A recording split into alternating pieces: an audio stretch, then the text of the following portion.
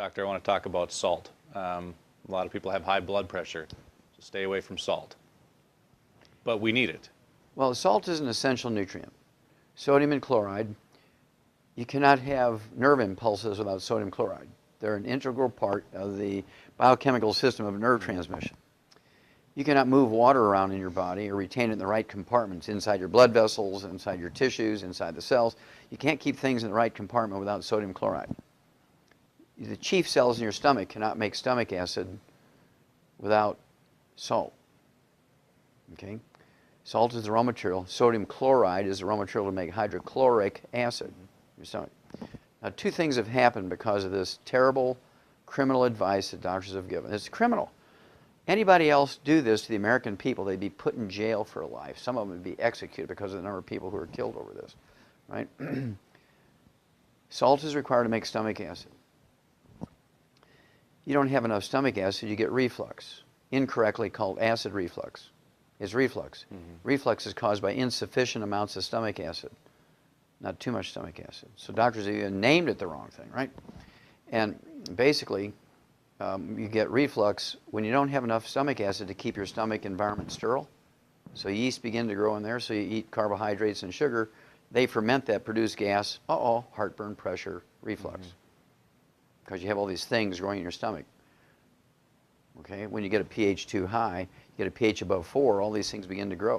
You have a pH under 1, your pepsin works to digest proteins, and you can absorb minerals, you can absorb B12.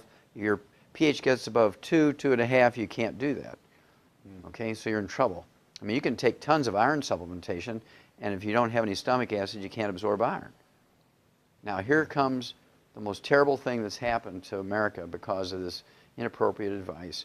Well, there's two things. One, you go back to 1995, 750 people died during a triple-digit heat wave in Chicago. It was a 2-week heat wave, 1995, I believe it was.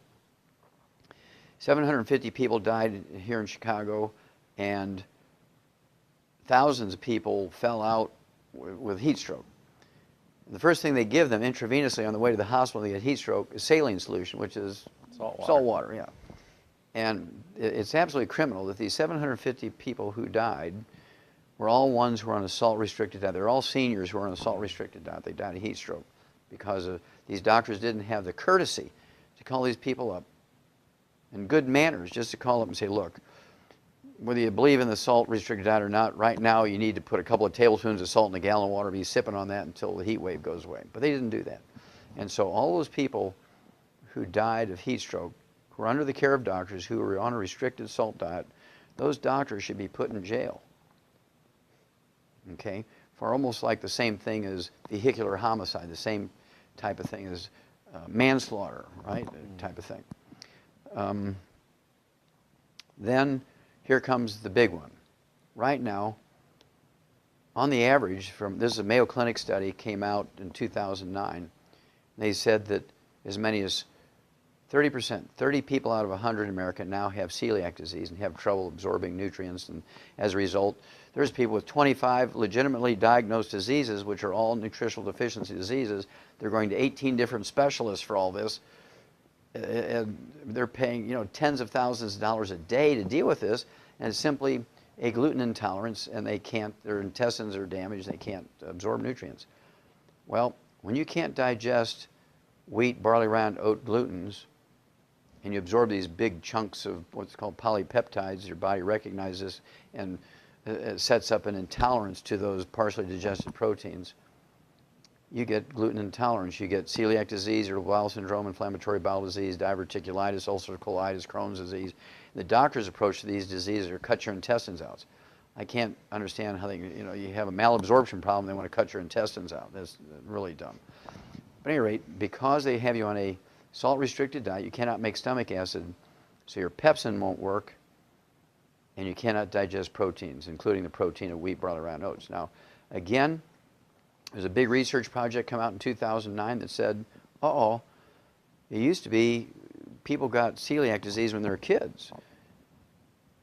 And if you recognize it, you can save them from all these terrible diseases because you can get them off of gluten and they'd be fine. Well, now people who could eat gluten with impunity. They were really big on eating wheat, barley, rye, and oats, no problems. And suddenly now at age 50 or 60, they become gluten intolerant. Well, that's because over the years on a salt-restricted diet, they couldn't digest wheat, barley, rye, and oat glutens down to their simplest amino acids. Big chunks called polypeptides are being absorbed. They set up an intolerance to it. And now at age 50, 60, we have 80 out of 100 people with gluten intolerance because of this criminal advice to restrict salt.